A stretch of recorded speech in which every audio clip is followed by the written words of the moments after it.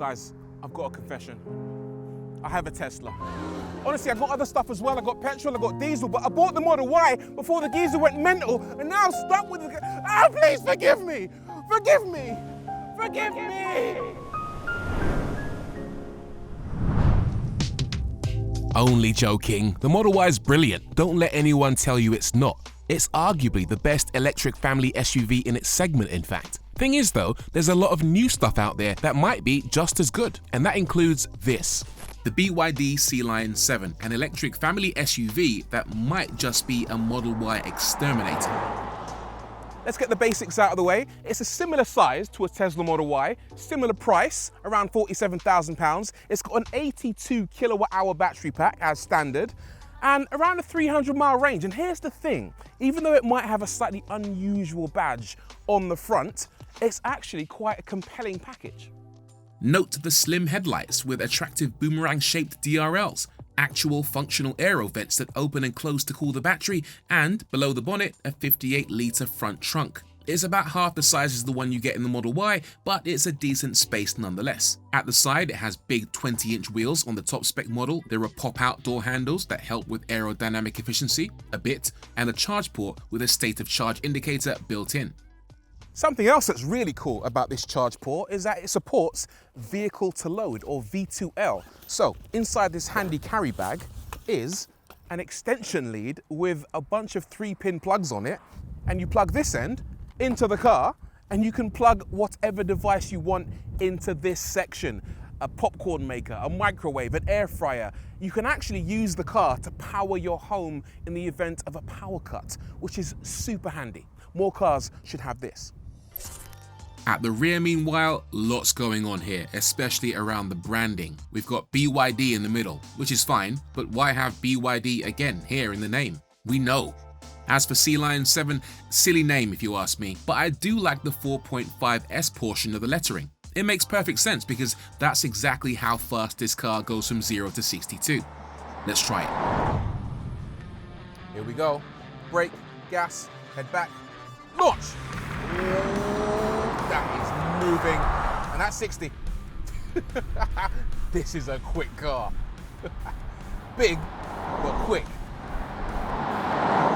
More important than that, however, is of course the boot. This is 500 litres of cargo space, and very generous it is too. But you know the most interesting thing about the boot is this handle for adjusting the boot floor.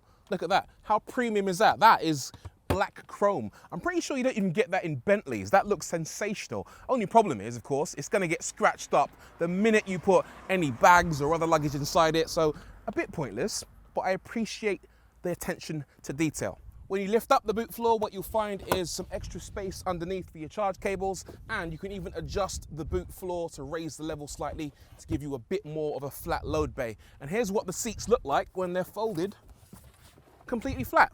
No. That's quite hard. What it needs is a separate set of buttons on either side to make folding the seats a bit easier. But yeah, quite practical. The second row of this car is actually a nice place to hang out. Here's the thing, a lot of electric cars, they have floors that are raised up a little bit too high, which means your legs don't get the thigh support they need from the seats. But this, no problem at all. You also get space underneath the seat in front so you can stretch out, and there's an angle to the seat back so you feel nice and relaxed. Leg room, loads of that. Headroom, decent, despite there being a panoramic glass roof. And also, speaking of the glass roof, it lets a lot of light into this car. You've also got these little windows behind your head, which makes it feel nice and airy. We've got storage here, 1, 2, 3 seat pockets per person. We've got heated seats on either side. We've also got some storage down here, cup holders that flip open, and a couple of USB ports down there. Yeah, this is nice back here. Like it. It's positive news up front too. The material quality is surprisingly good for a start. Perhaps even better than in a Tesla, with two-tone stitching, leather that's of a good standard, and some interesting sculpting. Plus metal knurling on the controls on the center console and the steering wheel. And good practicality thanks to ISOFIX in the front passenger seat and a good-sized glove box. The tech is very good as well, and it's all centered around this enormous screen on the dashboard. And the coolest thing about it is that you can change the orientation from landscape to portrait using that little button. Look at that, it rotates. I have no idea why you'd want it to rotate. but it does. And it's a bit of a flex. I wanna know though, BYD owners, do you actually use this, or is it just something you show off to your mates once and never use again? Let me know in the comments. It also has Apple CarPlay and Android Auto. And here's what's interesting. If I turn it to portrait mode and try to activate Apple CarPlay, the car will actually tell me that CarPlay doesn't work in that mode, and it will actually rotate it back to the normal orientation. I mean, that just makes no sense to me, but hey, flexing. As for buttons, you got some down here, but I'd like a bit more for adjusting things like your climate control. However, you do have climate controls permanently down at the bottom of the screen, so they never go missing. That's quite handy. Other tech I like includes this wireless charging mat. Take care of vehicles coming behind you and opening the door. Every time a car drives past me from behind, it warns me not to reverse into the cars, but I'm actually in park. There's no danger. Just relax. Other tech I like includes this wireless charging mat down here. That's a 50-watt wireless charger for your phone. I'll put it into context. A lot of old school wireless charging phones only charge at around 7 watts. This charges at 50, so it can top your phone up to nearly full in around 45 minutes, very fast. And also that problem of your phone overheating while wireless charging, they get around that by having this little vent here which blows cool air onto your phone to keep it charging speedily. I don't know how effective it is if you've got a case on your phone, but it's a nice idea. Also nice are these cup holders. They're a bit weird, right? But they've got this very interesting feature where you can change the depth of the cup holder. So you can actually push them down to allow you to accommodate much longer bottles. And then when you want them to raise again, you push these buttons and up they come. A bit pointless, but quite nice. What's not pointless is the reverse camera on this car. It's magnificent. It's really high res, and it's got so many different modes, including 3D and 2D. I'll go into 3D mode and look at that. You've got this kind of cutout of the car showing you all angles. And look, when you actually turn the front wheels, the wheels on the screen turn as well. That's very cool. And look at this, you've got a forward view of the car. And again, you can see exactly where your wheels are pointed.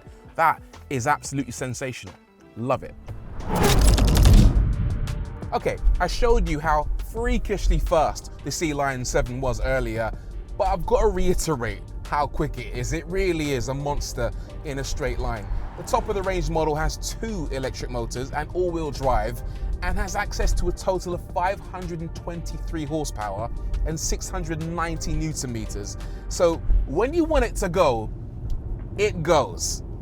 What it means is that overtaking is done in an instant, and no one is going to beat you off the line at a traffic light unless you allow them to, or unless they're bouncing off the rev limiter using launch control in a supercar. But how likely is that? Anyway, you're probably more interested in what this car is like to drive on a daily basis around town, and I can fill you in.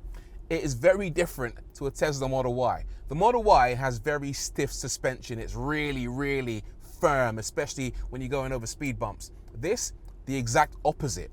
It's really quite soft. If you're on a nice smooth stretch of road, it feels like it's floating along quite effortlessly. The problem is, when you do encounter speed bumps, it does feel very wallowy and like there isn't much body control. Which one do I prefer? I'd say on balance, in a family car, I'd rather have it soft compared to hard, but that's just my preference. The seats in the Sealion 7 are very comfy, more comfy than in a Tesla Model Y, if you ask me. And also, the seats are very adjustable as well. You can actually find it really easy to get a nice, comfortable driving position, and the steering wheel adjusts for both reach and rake. So no matter your body shape or size, you can always feel pretty comfortable in this car. I will say though, the Sealion 7 feels like a bigger, more substantial car than the Model Y, which you might think would make it a bit more intimidating to drive, but because it's got these really clever, really clear cameras, you always have a decent view of the outside world. And check this out as well, it's even got a blind spot camera, so when you indicate left on the screen, it shows you exactly what's happening in your blind spot on the left-hand side. Unfortunately, it doesn't seem to want to do it for the right-hand side, which seems like a bit of an oversight, but there you go.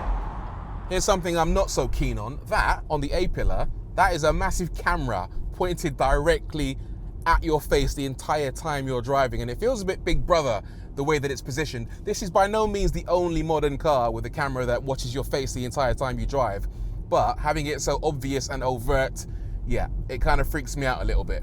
It's there for a good reason. It's there to monitor your face for signs of fatigue, to make sure you're paying attention, to make sure you haven't passed out, and in fact, if I pretend to be asleep right now, I'll do a little yawn. Look at that. A little warning pops up on the dashboard to tell me that maybe I should take a break from driving. So it is good. I just don't like the fact that it's so big and so in your face. Here's something else, staying on the whole Big Brother theme. This car beeps and bongs at you constantly. If you go 1 mile an hour over the speed limit, it will issue a very stern warning to tell you that you're in the wrong. And it just gets on my nerves, it really does. Luckily, you can turn it off quite easily by swiping down on the screen and hitting the SLW button to get rid of the bongs, but it won't deactivate it permanently. It always comes back whenever you switch the car off and then on again and go for another drive. Official range varies depending on which version you go for. The cheaper comfort model will take you up to 300 miles, while the most powerful design all-wheel drive model will go 283 miles. In my hands, on a mixture of roads, I averaged about 2.8 miles per kilowatt hour, which is pretty low efficiency.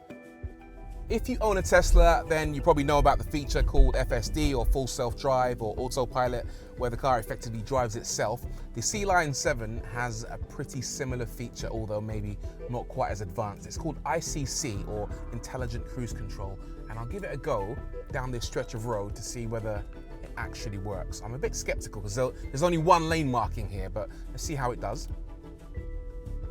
There we go, ICC activated. My hands are off the wheel a bit, and I'm drifting towards parked cars. Yeah, it's not the cleverest system in the world. It does work reasonably well on the motorway, but around town, yeah, it's probably not as good as the autopilot system you get in a Tesla. Go on, go on, go on. You got it, you got it. Yeah, it seems to be working, but no, that is definitely trying to crash me into the curb. Needs a bit of work. As for charging speeds, home charging is okay at either 7 or 11 kilowatts, so overnight charging is about the same as most other cars. But the DC rapid charging capability is limited to 150 kilowatts. Not a terrible number, it's 20 to 80% in 34 minutes, but in a world where BYD has developed 1,000 kilowatt charging speeds, this feels slightly lethargic.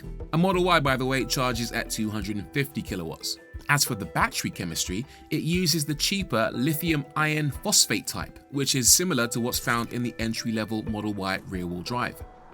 There are pros and cons to this particular battery chemistry. On the downside, these batteries aren't quite as energy dense. So what that means is the batteries themselves need to be bigger and heavier in order to give you the same range as lithium ion battery packs. But on the upside, they're cheaper. So the electric car that they're fitted to is also going to be cheaper. You also don't need to worry about charging your car fully to 100% and leaving it parked up for long periods of time, as you might do with a lithium ion battery pack. With this, you can charge it up to 100% and there's no risk of you damaging your battery. LFP batteries are also kinder to the environment in theory because they use iron rather than the inherently more toxic cobalt or manganese, which means this is a more eco-friendly car, in theory.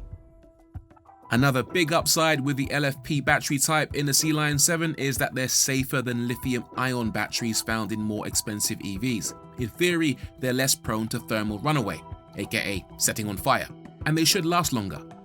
In fact, BYD are so confident in the longevity of their cars that they give you an 8-year, 155,000-mile warranty on the battery and the electric motor. That's the same length of time as you get from Tesla, but 5,000 miles more. That's pretty impressive. So, pretty damn decent. Surely there's gotta be stuff that I don't like. Well, here's a few bits. The handling isn't great. It's very fast, but it doesn't corner that well given the power. It's also not the most efficient. Again, 2.8 miles per kilowatt hour is kinda poor really. A Mercedes CLA will get around double that. And there are some quirks, like it doesn't have a grab handle on the driver's side door, so if you aren't very mobile, getting in and out might be tough. Plus the screen, while it's good, isn't quite as high res or as responsive as some. And finally, the Sealion 7 has got a really silly name, honestly. Right, it's clearly a very good car on balance. The question I have for myself is, would I choose this over a Model Y? And I think the answer is, I would, you know. I'm not saying it's better, it doesn't blow the Model Y out of the water. There's no single feature that makes me go, wow, I've got to have this car. But what it does is tick a lot of different boxes that add up to this being an exceptional family EV.